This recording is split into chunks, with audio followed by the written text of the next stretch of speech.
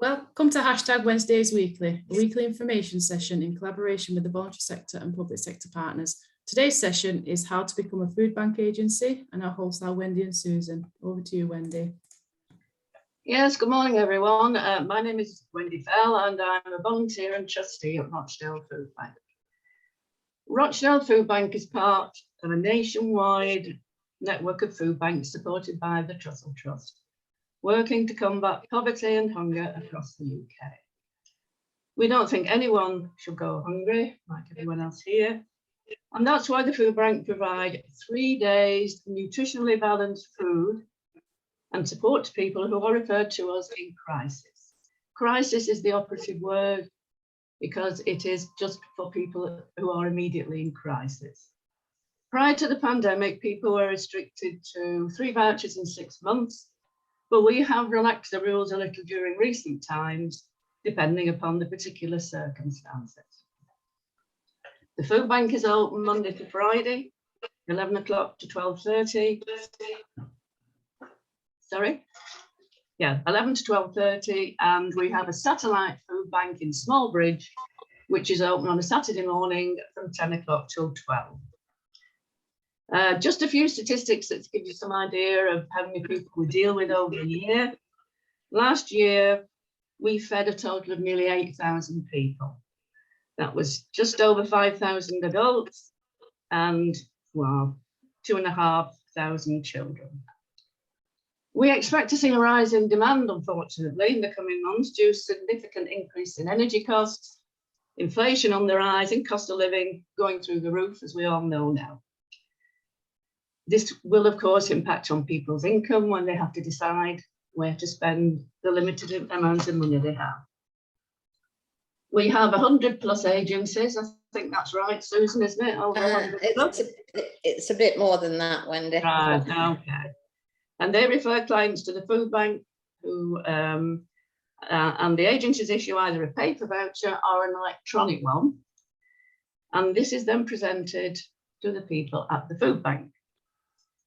Anyone presenting with a voucher will be given 3 days food for themselves and every member of the family. So if there are 5 people on the voucher, they will get 5 lots of food for 3 days.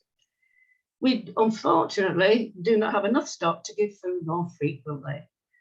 All relevant details are entered on the voucher by the agency, and Susan will talk through what is quite a simple procedure, I understand.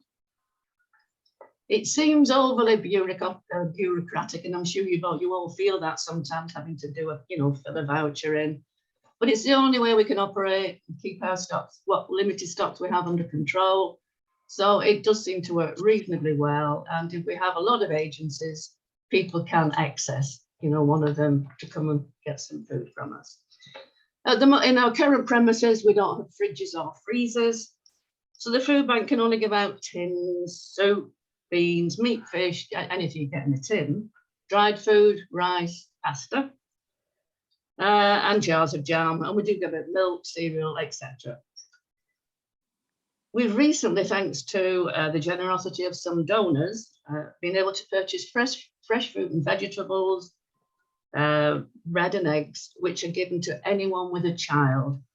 These are delivered twice a week and given out. We would love to be able to give them to everybody, but again, it's limited funds. We can't just do it at the moment.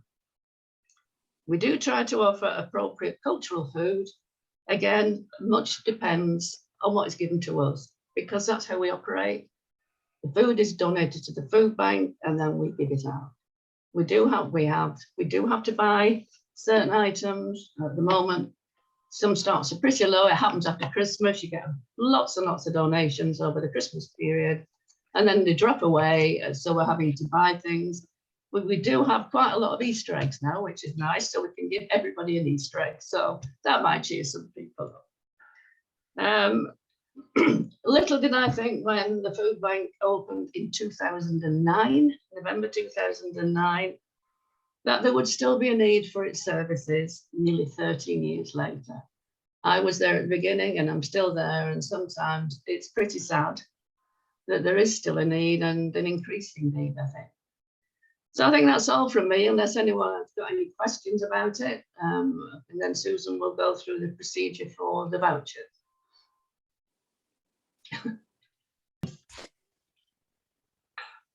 Good morning, everyone. My name's Susan Woosley, and I'm the agency coordinator for the food bank. It's a lot grander than it seems a lot grander with that title than it actually is. My job really is I'm the first port of contact for any of the agencies that might have problems. If I can't solve it, especially if it's computers, then I can pass it on to, we have lots of other people that can help. So that's really what I do. As Wendy's already said, we use a voucher system at the food bank to enable people to come in and collect their food parcels.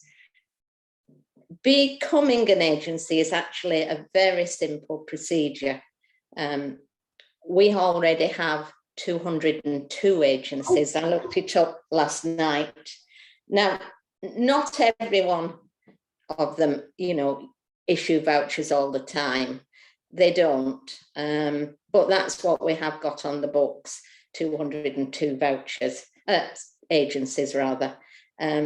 Some of the agencies, like the council ones, might have 10 or 12 people issuing agencies. Some of the smaller ones might have just one or two. Size really doesn't matter for an agency. It can be you can have as many people as you like. If you think that your organisation would like to become one of our agencies, it's actually a very simple procedure. You need a form, which I can send to you. It's simply a case of filling the form in with the organisation's name, the address, postcode, and the contact detail and email for the person that would be the one that I would contact with any problems or any news that we needed to let the agencies know. So it's actually that simple. Once you're set up, then you can just issue clients with vouchers. We've now implemented, as Wendy said, an electronic voucher system. This means that you actually enter all the client's details onto the Trust website. And then a number is generated, which you give to your client to bring into the food bank in exchange for the bags of food. The number that's generated is actually unique to each agency, and it's entered onto the system. They can be tracked back, and it makes sure that no numbers are duplicated. We used to have, when it was first set up, which I wasn't there then, but we always operated with a paper voucher system. But this electronic system has a lot more advantages. It means for agencies that you don't have to see your client face to face, which has actually been a godsend during COVID. You actually, as I've said, key it in, get the number, and you can then send the number by email to your client, over the phone, text them the number, and that is all they need to bring into the food bank. There is actually an option if you wanted to actually print a voucher out. But as I say, most agencies just give the client the number, and that's all we need.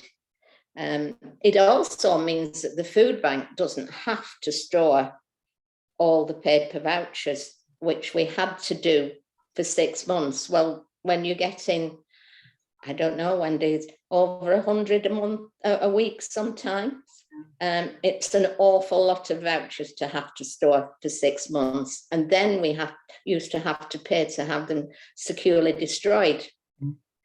So that was extra money for the food bank to have to find. We do still have agencies that issue the old vouchers, but more and more agencies are now doing electronic ones. And an extra plus, it also saves trees.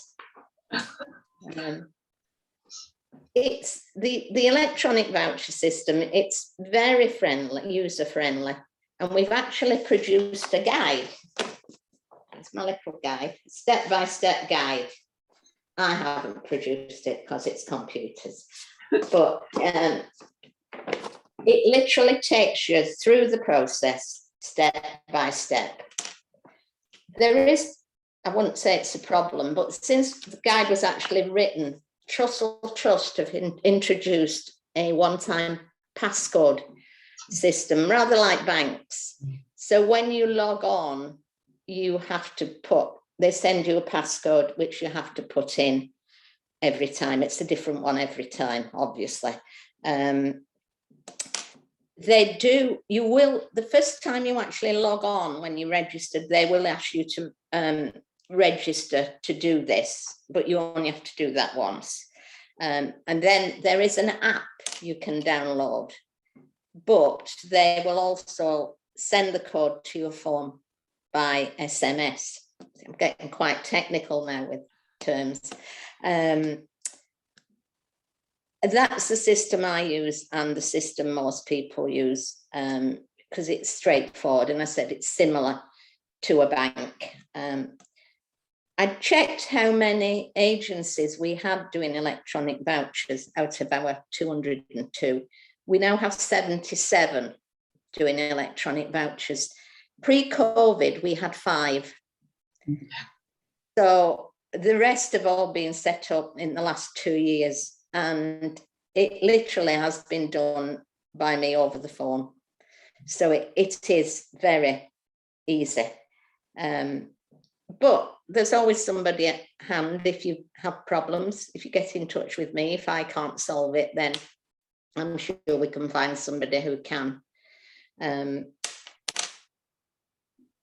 And that's really it. So if you think that your organisation, and I know some of you already are, would like to be one of our agencies, if you get in touch with me, if you've got pens, if you want to, I'll give you my email. It's Susan, SUSAN, .woosey, WOOSEY, 1947 @gmail.com.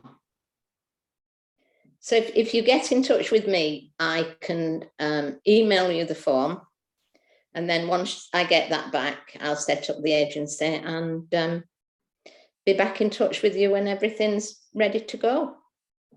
So that's really it, unless there are any questions.